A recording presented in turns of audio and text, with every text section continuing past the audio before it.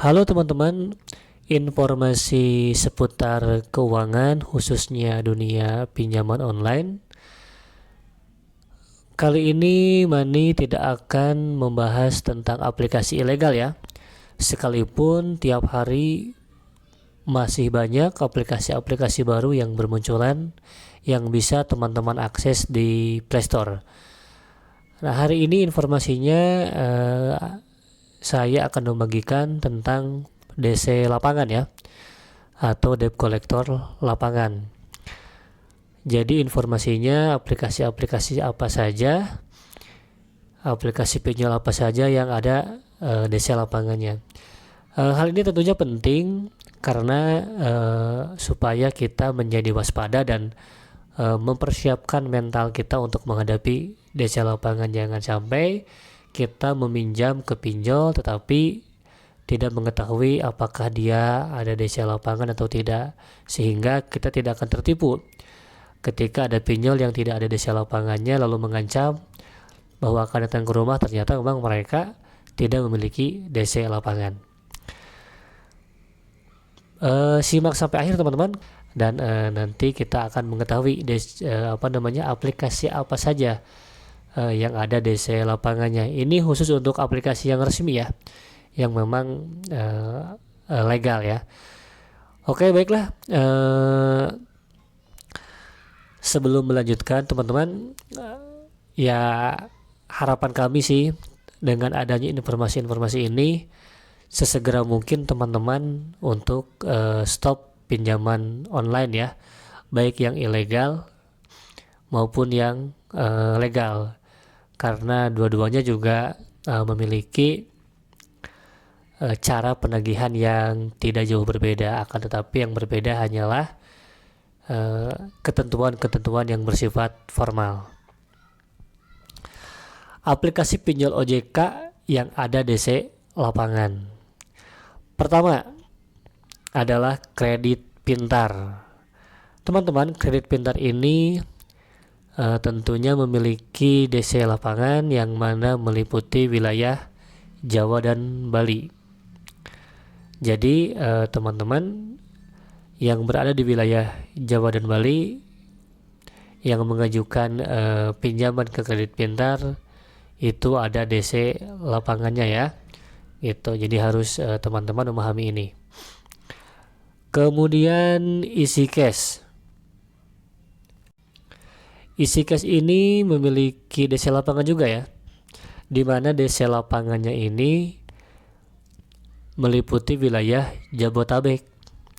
Tetapi itu pun tidak semua, artinya bersifat random, jadi acak ya teman-teman. Jadi tidak pasti di daerah tersebut ada gitu. Bisa jadi satu wilayah atau satu tempat tertentu, lokasi tertentu ada, tetapi juga tidak ada gitu. Walaupun wilayahnya areal Jabotabek ya. Nah, kemudian Finmas. Nah, Finmas ini yang merupakan juga anak perusahaan dari atau bagian dari Sinarmas. Mereka juga memiliki DC lapangan di sekitar wilayah Jabotabek. Berikutnya yang nomor 4 adalah Singa Pinjaman. Nah, Singa Pinjaman juga memiliki DC lapangan tetapi hanya wilayah Jakarta saja. Selanjutnya adalah Modal Nasional. Modal Nasional ini juga meliputi, maksud saya juga memiliki DC lapangan yang meliputi wilayah Jabotabek. Ada juga Ada Modal, sama dengan Modal Nasional. Modal Nasional dan Ada Modal, sebagai informasi saja, mereka ini satu atap ya, artinya satu perusahaan yang kita lihat DC-nya juga sama ya, meliputi wilayah Jabotabek. Jadi Ada Modal dan Modal Nasional itu memiliki atau berada dalam satu jaringan yang sama ya.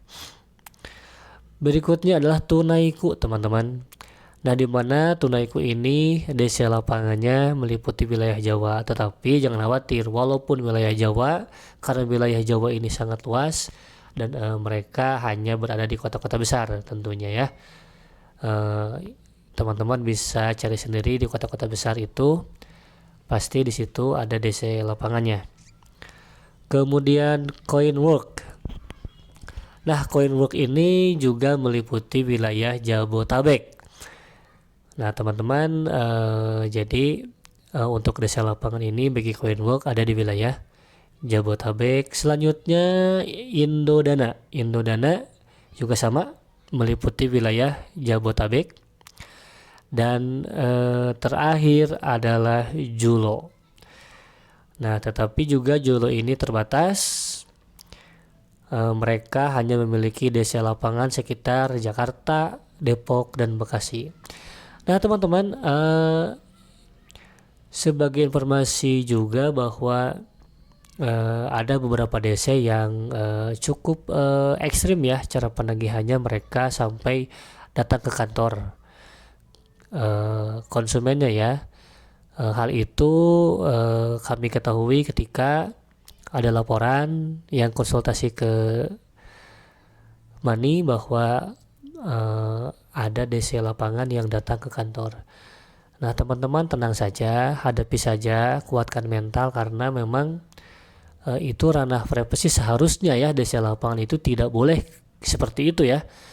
Nah, biasanya DC lapangan kan hanya ke rumah saja gitu ya, tidak datang ke kantor karena itu melanggar privacy. Nah, teman-teman bisa lihat di aturan-aturan yang ada di OJK, di API-nya itu sendiri, dan di hukum pidana ya, perdata, atau aturan-aturan lainnya, bahwa memang tidak bisa juga ketika ada DC lapangan yang ingin menagih mereka datang begitu saja ke kantor atau menghalalkan segala cara ya.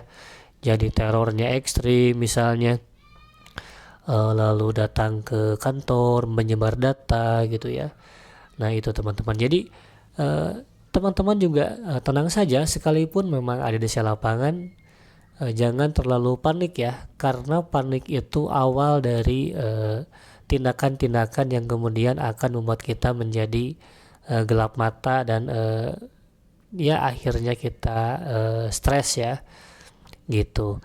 Teman-teman, himbauan dari channel Money ini bahwa semoga teman-teman yang saat ini masih menggunakan pinjol cepat selesai keuangannya atau pinjamannya, dan lalu yang teman-teman masih berharap untuk meminjam ke pinjol-pinjol ini, baik yang legal maupun yang ilegal, harapannya bahwa pinjol-pinjol ini menjadi tujuan terakhir teman-teman di saat teman-teman membutuhkan dana yang darurat atau dana yang urgent ya.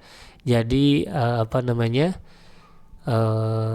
pilihan untuk meminjam ke pinjol ilegal ini menjadi pilihan terakhir. Ya, semoga informasi ini bermanfaat, dan jangan lupa terus update informasi terkait dunia pinjol dan dunia keuangan lainnya di channel Money ini. Terima kasih.